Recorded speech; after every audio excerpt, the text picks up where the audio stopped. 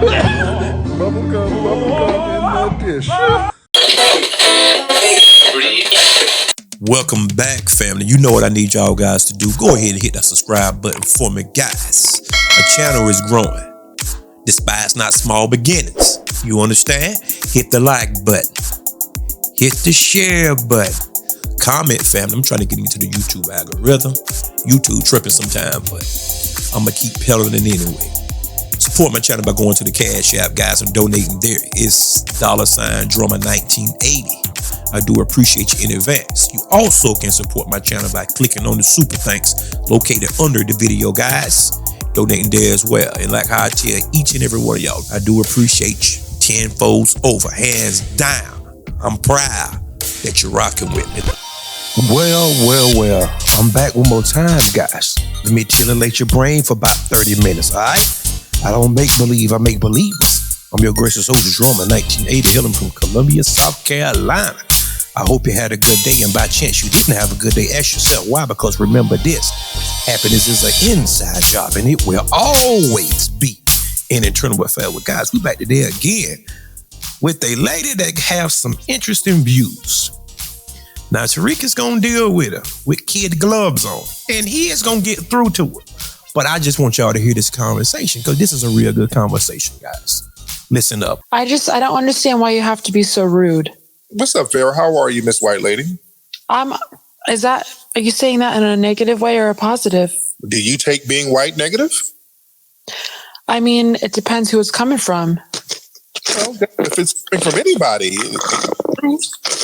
Now, what are you upset about, Miss Farrah? Okay. I just feel like your delivery, like when you're speaking, you kind of like talk in like a condescending tone, and it comes across as very rude. Yeah, if somebody's sitting on the phone lying and just saying a bunch of babble, I'm not obligated to be polite to them. Right? I mean, you're not obligated, but like, shouldn't you be? Doesn't that set a good example? No. Somebody's saying some horse crap and just making up false narratives. You're not obligated. Nobody's obligated to be respectful to them. Yeah. Well, I'm not defending Tyrone. I mean, I don't even know who this man is, and maybe he is shitty. I don't know. Yeah, he's just jealous. He's a jealous fan. That's all. There's nothing major. So what's your deal? What you upset about? I just have a question. I have a question. Like, I know you've made some statements, because I have some LGBTQ friends. Okay.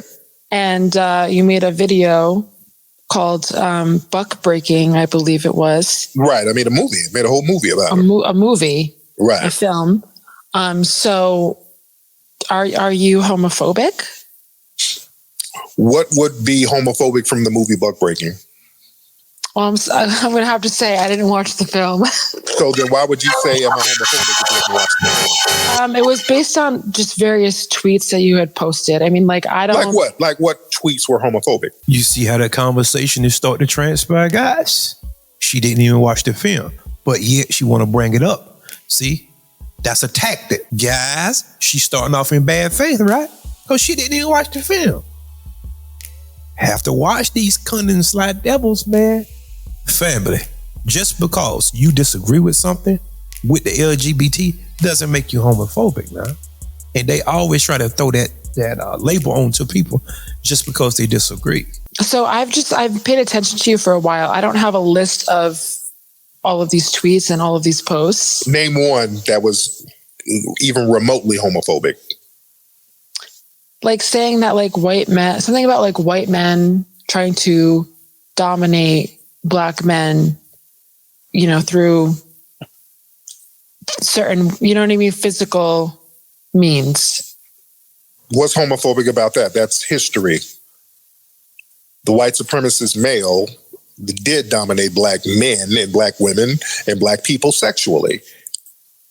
Historically, that's history. That's not what's homophobic about that. Well, it's the truth. Well, it's not homophobic to point it out or to say, oh, these people assaulted us. Like that in itself isn't. It's just other things that you've said, you know?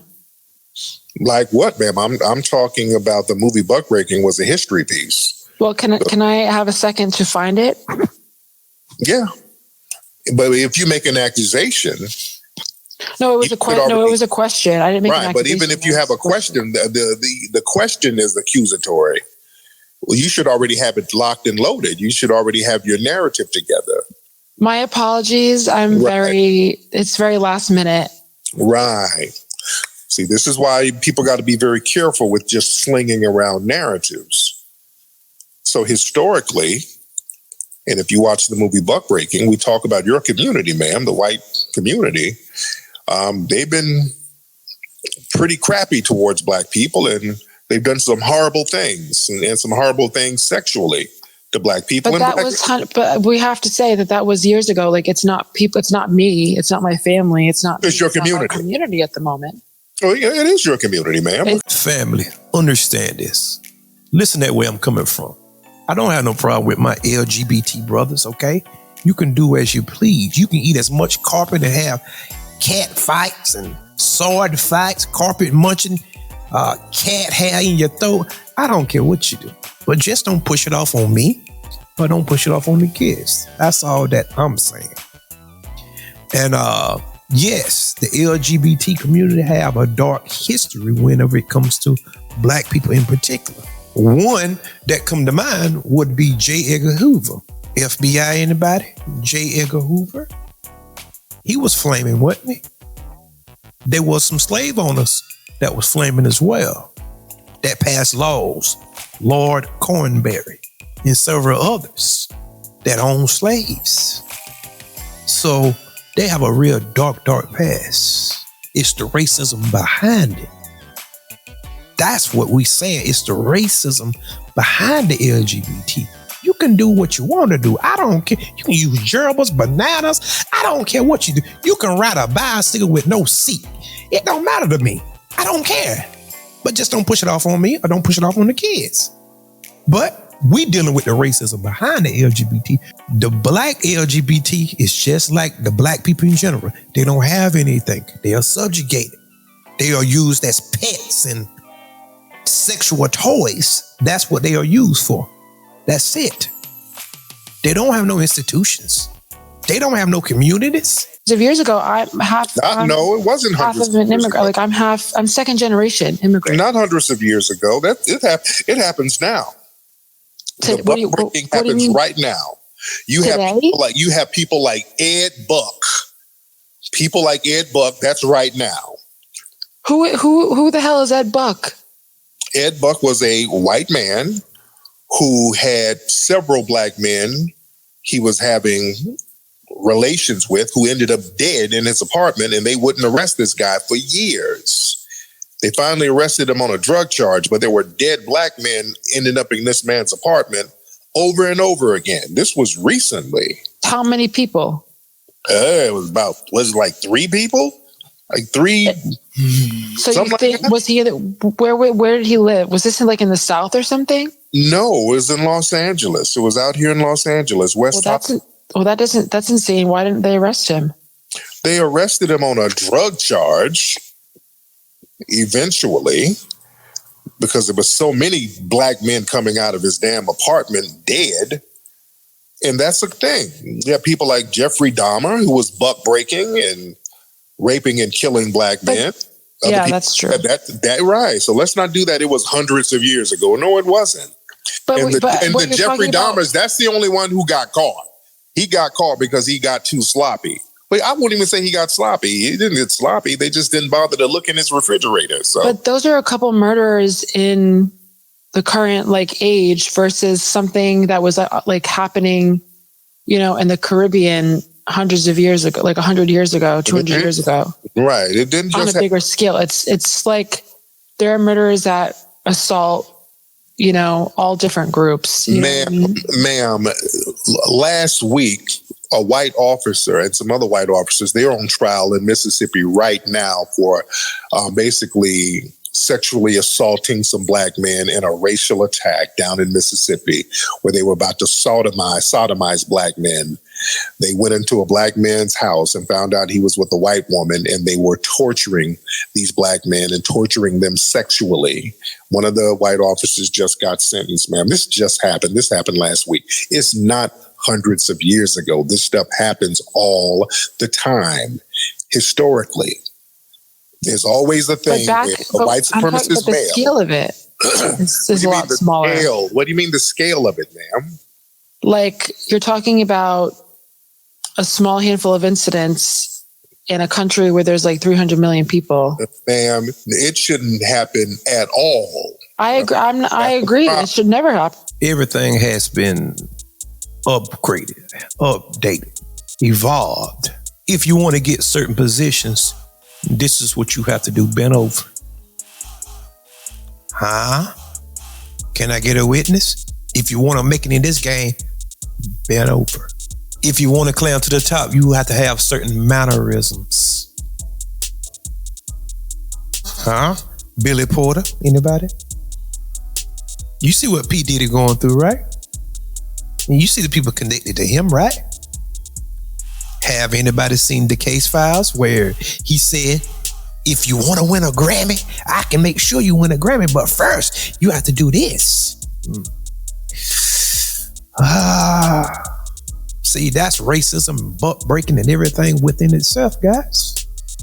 And P. Diddy is not the only one, guys. It's a whole slew, a deluge, a whole plethora of people that's behind him that they don't want to get. You understand that? And he just a fall guy. He said everybody do it. Happen to any human being. It's disturbing. Right. So let's not talk about the scale of it. And if we want to go there, we look at black children in particular who were wards of the state, and the buck breaking that happens with them on a regular basis, that's systematic. That goes on now. Black children who get taken away from their black families. Okay, but let's. But you're just saying white people. No, because we're gonna put it on out there now. Let's put it on out there because see. Yes. Okay, so what about the? You're doing a lot of splaining for white daddy. See, that's the thing. That's why I say your community, because you're doing a lot of splaining. That's why it goes on because. Okay, but so what about the black men that harm white women? What about that? You mean the ones who are in jail? Yeah, they go to jail. If a black man harms a white woman, he goes to jail, or he gets punished.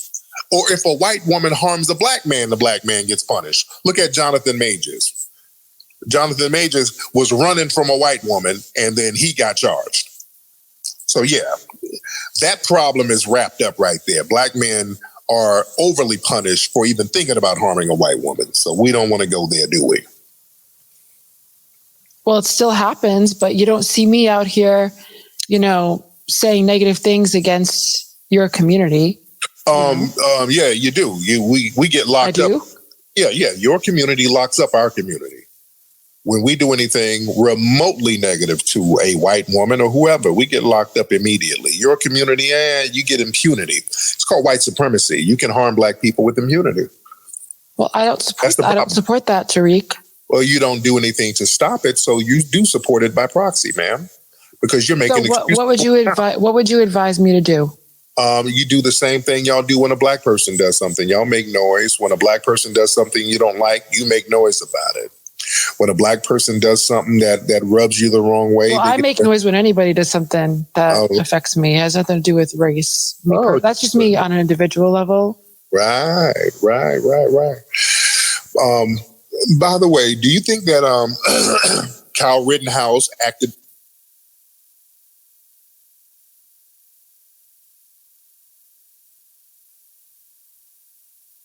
in self-defense, by the way? I think he should have received some punishment. Definitely. I think he got off. It's bizarre. Do you think he acted in self-defense?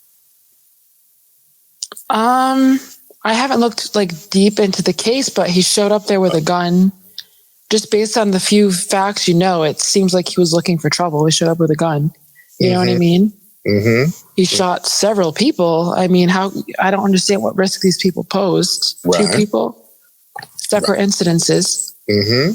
And he, like, I don't agree that he should have gotten locked up. And I do agree. Like, I think he got let off. I think he got off easy. Definitely. Okay. But Farrah, you need to watch Buck Breaking. It's a very interesting piece. Very good documentary. Very good, interesting piece. Now, are you LGBT, by the way? Do you identify with LGBT? I do not. Okay. Because again, the movie is really about racism. So it's talking about how the white LGBT community, they have practiced the same anti-Black racism as the white heterosexual community. So that's why we often get offended when a lot of people in the white LGBT community try to say, well, hell, being LGBT is just like being Black. It's very offensive. No, I agree with that. Right. That's why we don't just attack just one group, because if you say anything about the LGBT, they'll put the homophobic tag on you. If you say something about feminism, that's toxic masculinity.